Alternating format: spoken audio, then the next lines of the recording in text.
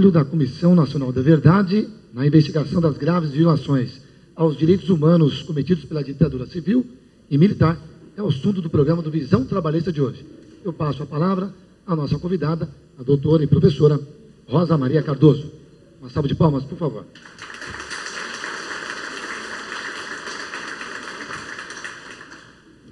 Boa tarde, eu queria agradecer o convite, a oportunidade de estar aqui hoje com vocês, nessa tarde chuvosa, mas que nós vamos lembrar como uma tarde de muita luz e de muita alegria em razão do nosso encontro. Né? Eu gostaria de dizer que eu não fico feliz quando sou chamada de professora ou de doutora, como sou constantemente chamada no movimento sindical. Eu quero ser chamada de companheira, porque nesse trabalho de Comissão da Verdade, ele só funciona mesmo se nós nos sentirmos companheiros. Porque a primeira questão importante para que ele funcione com eficácia é que nós gostemos das vítimas, que nós gostemos dos movimentos sociais, dos movimentos populares, das pessoas que fizeram esses movimentos, dos insurgentes, dos descontentes, dos renitentes, das pessoas que até hoje nos procuram, insistindo para que a gente faça isso ou aquilo. É exatamente porque houve insistentes, renitentes, vítimas, insistindo para que a Comissão da Verdade fosse criada, que ela aconteceu. Ela não aconteceria se não tivesse havido, por tantos e tantos anos, quase 50 anos, nós descomemoramos agora de ditadura, né? Se não houvesse essa insistência das vítimas, dos familiares, dos sobreviventes, essa comissão não teria sido criada. Essa comissão foi criada também porque houve uma sentença da Corte Interamericana, uma sentença, no caso, Araguaia, que determinou ao Brasil criar essa comissão. E eu digo isso que foi em função da persistência das vítimas e da imposição do direito internacional dos direitos humanos e uma decisão desse caso que foi levado à Corte Interamericana, que foi o caso do Araguaia, em que 70 combatentes foram mortos. Eu digo isso para dizer que a correlação de forças não nos era favorável. No entanto, antes de a Comissão da Verdade começar, o grupo, os interessados na sua existência, constituíam um grupo muito menor do que se tornou depois que ela foi criada. Não é por nossos méritos, não, porque nós somos, a Comissão da Verdade foi formada por 5 pessoas de uma extração política, partidária, ideológica diferente, algumas com umas visões assim, com umas concepções que não eram as mais coincidentes com a dos movimentos populares, das pessoas, dos militantes dos direitos humanos, né? Houve muita reclamação inicialmente, mas esse número cresceu porque cresceram no Brasil, cresceu o número no Brasil das comissões da verdade, de comitês pela memória, justiça e verdade. Eu não sei se vocês observaram isso, mas no Brasil inteiro hoje há um número muito grande de comitês pela memória, justiça e verdade. No Brasil nós tivemos primeiro essa questão da memória, de pessoas recordando, lembrando o que aconteceu. Essa questão da memória não é somente recordar, mas são ações efetivas. Agora mesmo discutimos aqui com a Prefeitura a criação de um monumento para lembrar a resistência que essa cidade fez à ditadura, através inclusive de suas greves, né? Então a questão da memória se multiplica num conjunto de iniciativas, mas também no Brasil houve reparação. Vocês recordarão que existe uma comissão da anistia que tem dado parcimoniosamente, tem dado lentamente, muito lentamente, mas que tem dado indenizações e reparações. Então, pelo menos no Brasil, se entende que é necessário que essas reparações sejam feitas, embora essas reparações ainda não tenham sido feitas para a classe trabalhadora, embora não exista um mecanismo de fazer com que pessoas que foram demitidas e que sofreram naquele período da ditadura, as que ainda viverem, possam receber algum tipo de indenização, e indenização, inclusive, de empresas que as despediram, porque a ditadura, como vocês sabem, não foi uma ditadura somente militar, mas foi uma ditadura civil-militar. Os empresários trabalharam muito, se organizaram muito, conspiraram muito para que a ditadura acontecesse. Então, o que eu estava dizendo é que nesse período de existência da Comissão Nacional da Verdade, que é um período curto, eram 2 anos de mandato que se prorrogou, foi prorrogado por mais 6 meses, os comitês de memória, justiça e verdade se multiplicaram, as comissões da verdade se multiplicaram, inclusive vai ser criada aqui em Osasco agora uma comissão da verdade, e todo esse conjunto de órgãos no país inteiro, de grupos, de militantes dos direitos humanos, de ativistas, todos eles têm feito crescer essa discussão sobre a verdade e a justiça, né? A discussão por justiça quer levar a uma revisão, a uma revogação, a uma reinterpretação da lei da anistia, para que haja aqui no Brasil o que está havendo na Argentina, o que está havendo no Chile, ou seja, o julgamento dessas pessoas que praticaram graves violências contra os resistentes e até, muitas vezes, contra as pessoas que não participaram, que não lutaram diretamente contra os governos militares que aconteceram aqui a partir de 64. Mas, então, a Comissão da Verdade tem um grupo, tem vários grupos de trabalho, tem um em que hoje nós estávamos até agora, inclusive, participando de uma discussão, que é sobre a Operação Condor, Operação Condor, que foi uma operação que se deu entre países da América do Sul e da América Latina, nem vou indicar todos, mas Uruguai, Chile, Argentina, Bolívia, Peru estiveram vinculados a essa Operação Condor, e a Operação Condor era uma operação em que eles se articularam para praticar o extermínio e o sequestro de pessoas que cruzavam as fronteiras e que eles identificavam como pessoas perigosas, e se reuniam os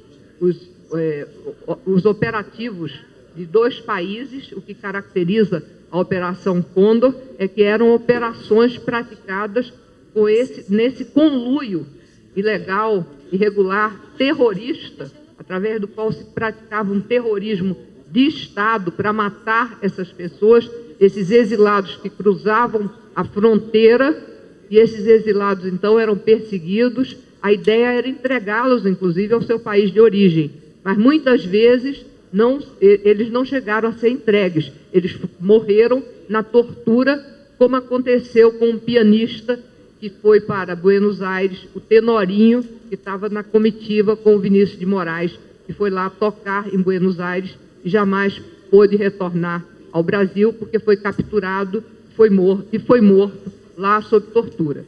Mas a Operação Condor é um grupo de trabalho, né, no qual eu trabalho também, e há um grupo de trabalho sobre o golpe militar, há um grupo de trabalho especificamente sobre mortos desaparecidos, sobre o Araguaia, enfim, há 13 grupos de trabalho, e um deles é o grupo sobre trabalhadores, sobre a repressão a trabalhadores e ao movimento sindical. E o que é que nós temos feito nesse grupo relacionado à questão dos trabalhadores e do movimento sindical?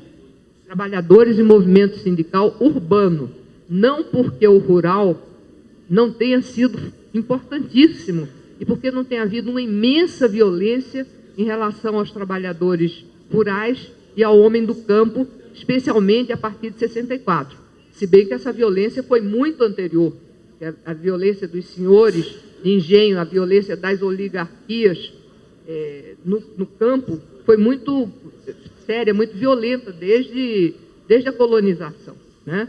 Então, nós temos essa violência contra as ligas camponesas, aqui em São Paulo também, contra todos esses movimentos, essas lutas que eram feitas no campo. Mas nosso grupo de trabalho especificamente trata da questão da repressão aos sindicalistas e aos trabalhadores em geral nas suas lutas no movimento sindical urbano.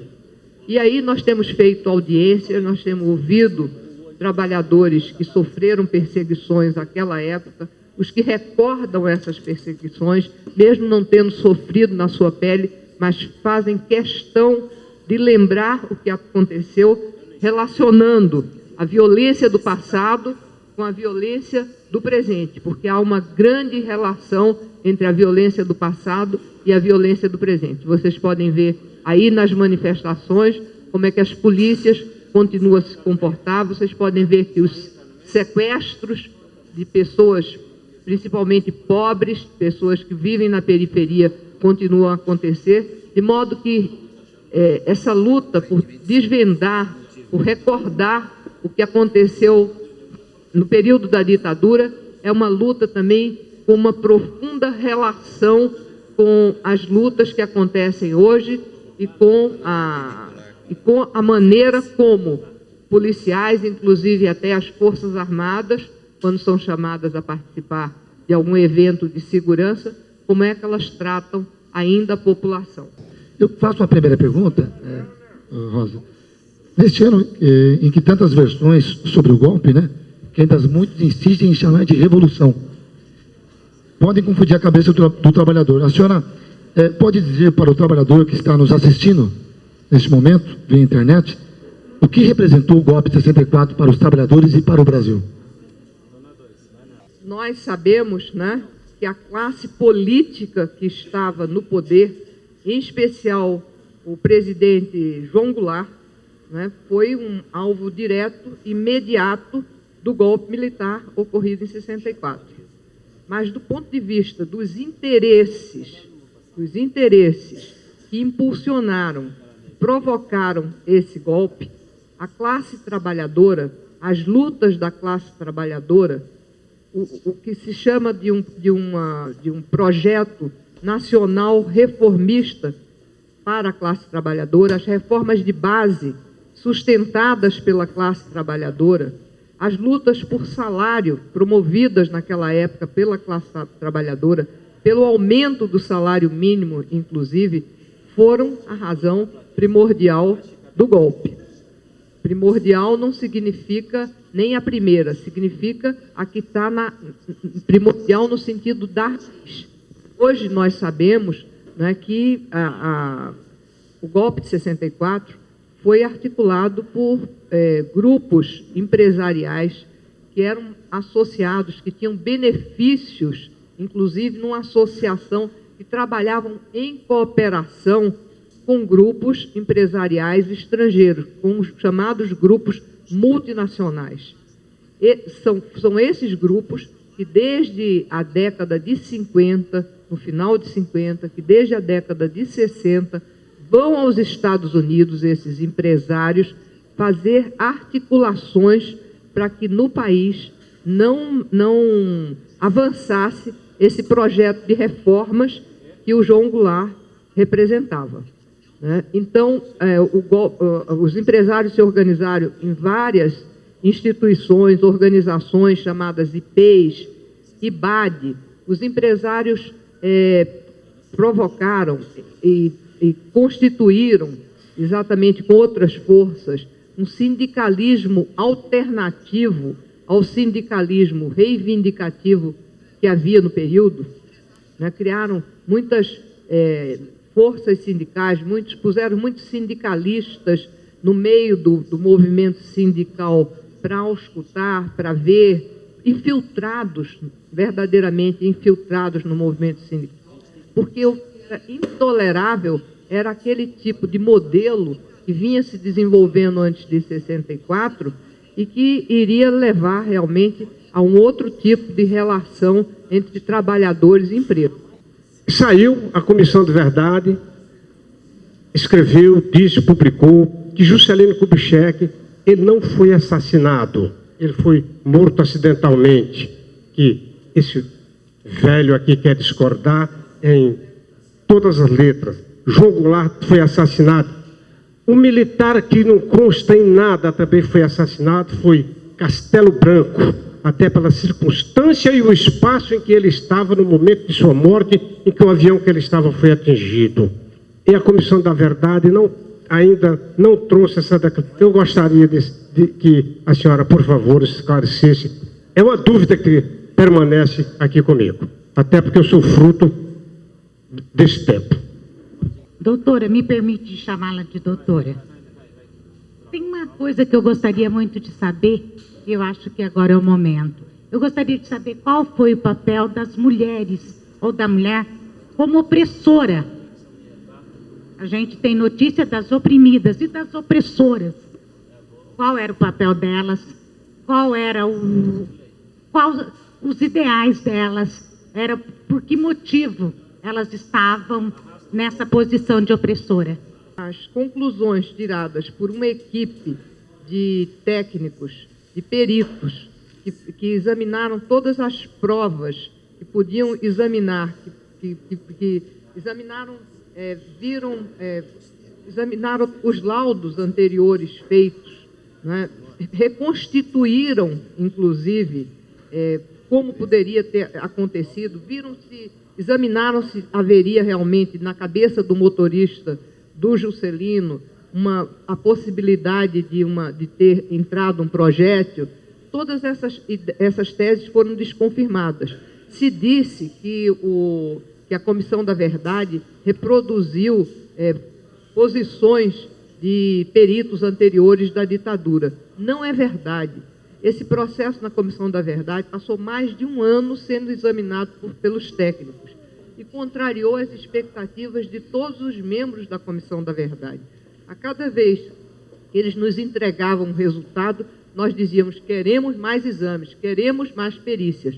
De modo que esse resultado, que é diferente, inclusive, do resultado que um membro, o presidente, a Comissão da Verdade de São Paulo, chegou da conclusão a que chegou a Comissão Municipal de São Paulo, presidida pelo vereador Natalini, que agora é candidato à presidência, foi com muito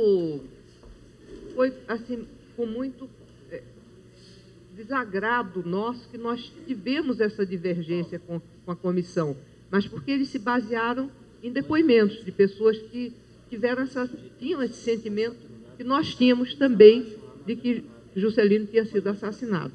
Mas, diante das muitas provas que foram produzidas ao longo do tempo, nós tivemos que aceitar essas conclusões.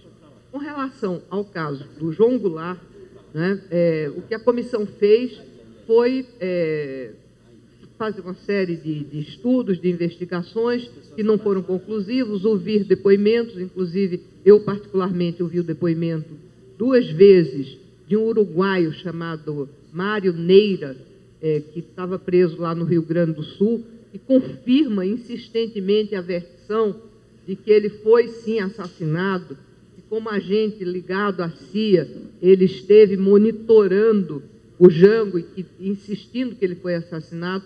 Nós terminamos fazendo a exumação do corpo do João Goulart, tirando, portanto, os restos mortais dele, levando a Brasília para um conjunto de exames que estão sendo feitos no Brasil, mas não só no Brasil, com essas amostras que foram tiradas dos restos mortais dele.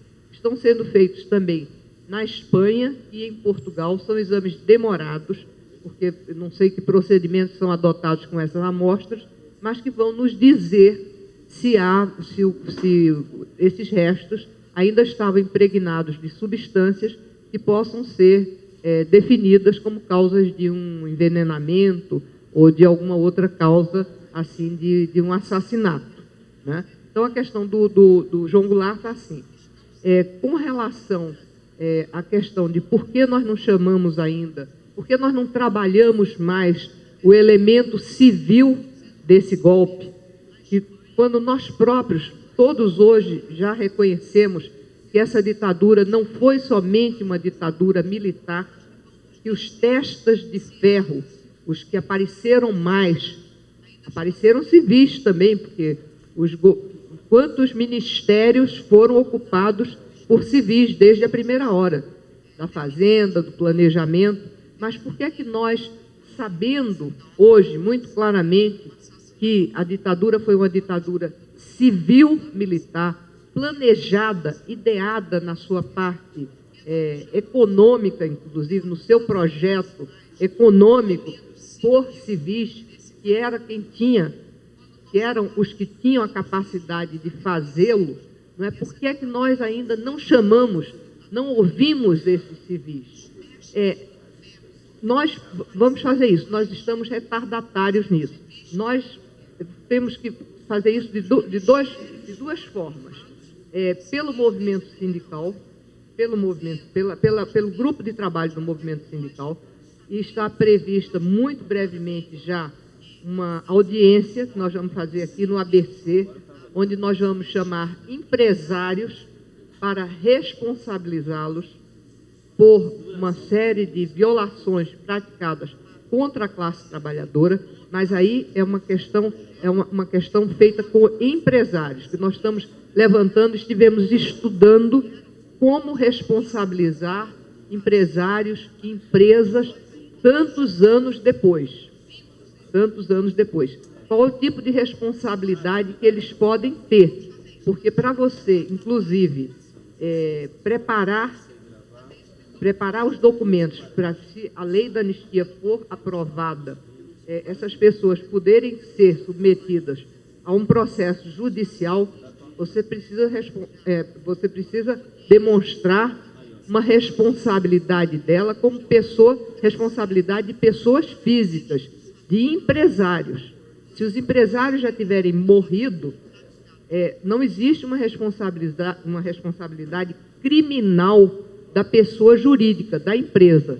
A Argentina está começando a trabalhar com a ideia de pedir indenizações às empresas. E nós estamos também aqui, a partir desse GT, trabalhando essa questão. Vamos fazer uma oficina, brevemente, com os especialistas da Argentina, que estão trabalhando nisso, para marchar no sentido da responsabilização das empresas. Mas, com relação a figuras importantes como o Delfim, né, nós estamos ainda recolhendo material, porque ele acabou de fazer, muito recentemente, ele foi chamado, inclusive, nessa comissão municipal de São Paulo, e ele negou tudo. Então, o que nós temos? Claro que ele vai repetir exatamente o comportamento que ele teve junto a essa comissão. O importante, talvez, seja nós recolhermos melhores dados, e isso está sendo trabalhado, porque vai haver um capítulo específico sobre empresários.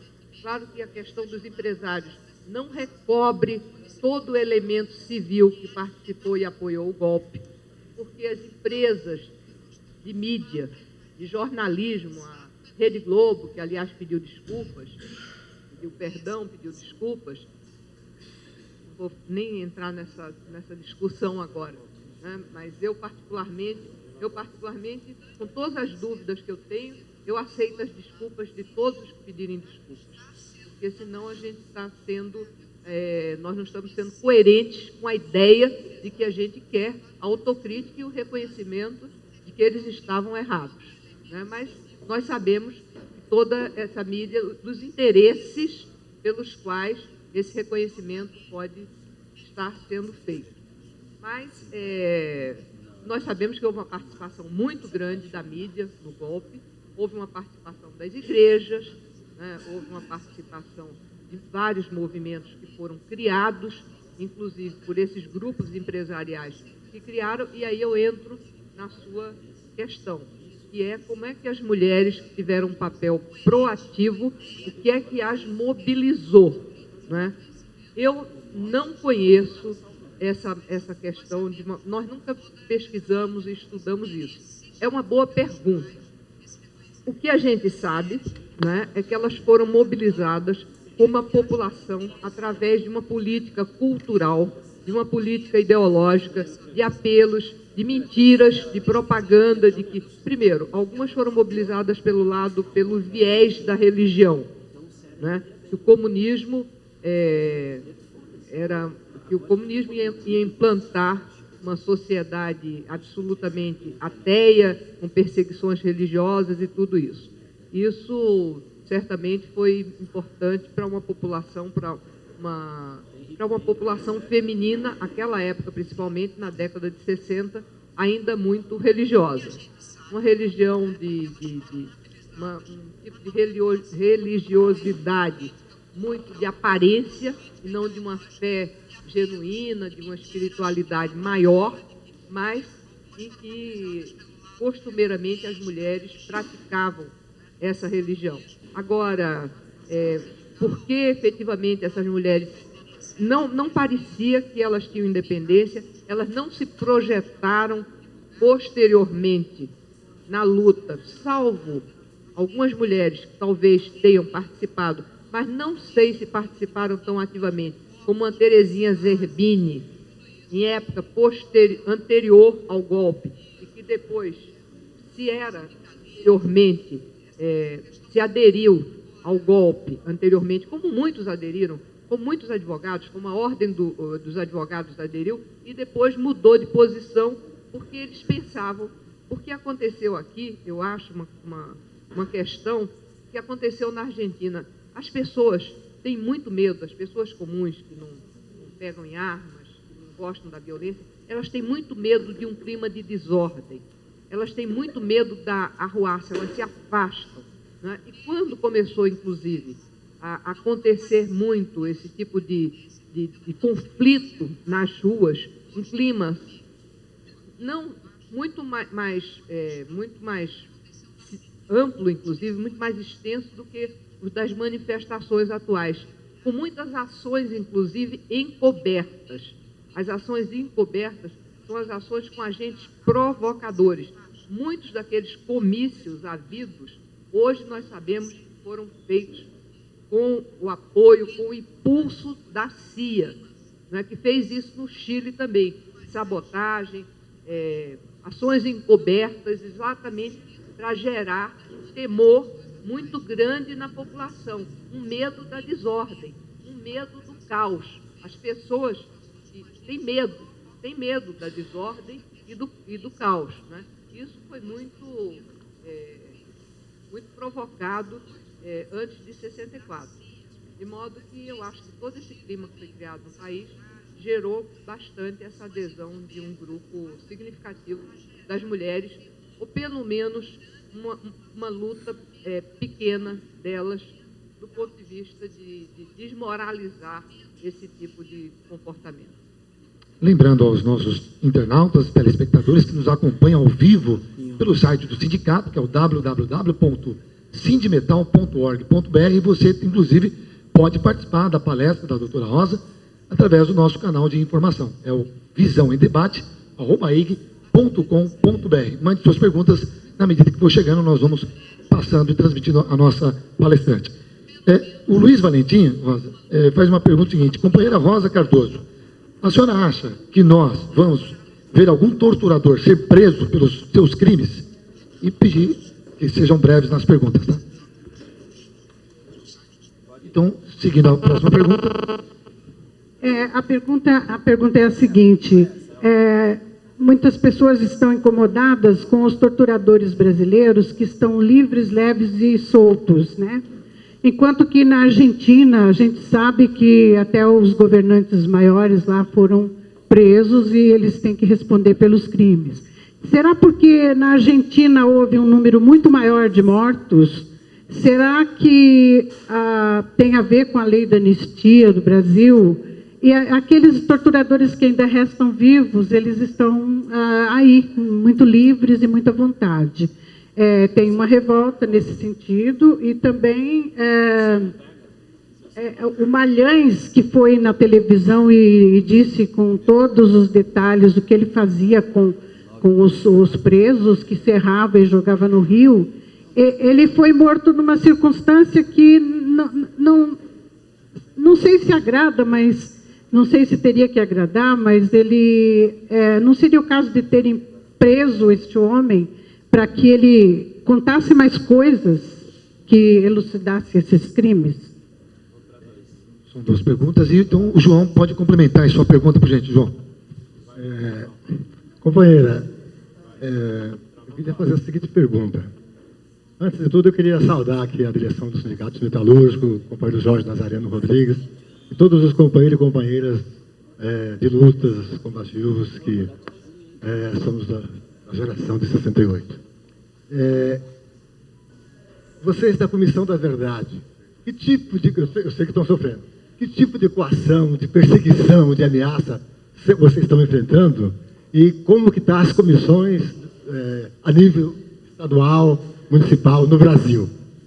No sentido de se nós ainda vamos ver um torturador sendo processado, criminalizado, tendo suas ações criminalizadas, submetidas à justiça no país. Para isso, existe uma justiça, um preceito do direito internacional,